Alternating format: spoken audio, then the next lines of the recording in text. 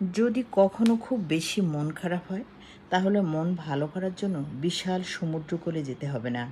কোনো এক সবুজে ঘেরা প্রকৃতির কাছে গিয়ে একা একা বসে থাকেন কিছুক্ষণ, দেখবেন সবুজ প্রকৃতি এক নিমেষে আপনার মন ভালো করে দেবে। সবাই মুগ্ধ হয় তার প্রিয় মানুষকে দেখে কিংবা তার প্রেমিকাকে দেখে, আর আমি মুগ্ধ হই এই সবুজে ঘেরা প্রকৃতি দেখে।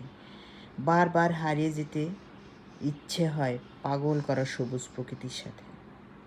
সব কিছু ভুলে থাকার জন্য মানুষ নেশা করে। আমি নেশা করি আমার মাতৃভূমির এই সবুজ প্রকৃতি দিয়ে। সবুজ প্রকৃতি মানেই মনের শান্তি, প্রাণের শান্তি, প্রাণের স্পন্দন। যখন ক্লান্তি ঘিরে ধরে, তখন প্রকৃতির মাঝে একটুখানি সময় কাটালেই যেন আত্মা নতুন করে বাঁচতে শেখে।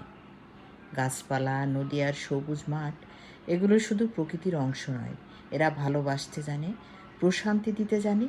প্রকৃতিকে ভালোবাসো, সে তোমাকে হাজার গুণে ফিরে দেবে।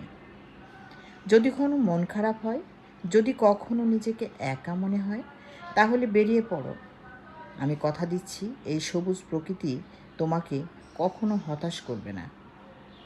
পৃথিবীর সব রং তুলি দিয়ে হয়তো কেউ আমার মাতৃভূমির এই সবুজ প্রকৃতির সৌন্দর্য তুলে ধরতে পারবে না। এতেই সুন্দর করে আমার বিধাতা এই সবুজ প্রকৃতি তৈরি করেছেন। ভালো লাগার আরেক নাম সবুজ প্রকৃতি। তাই প্রকৃতিকে ভালোবাসো।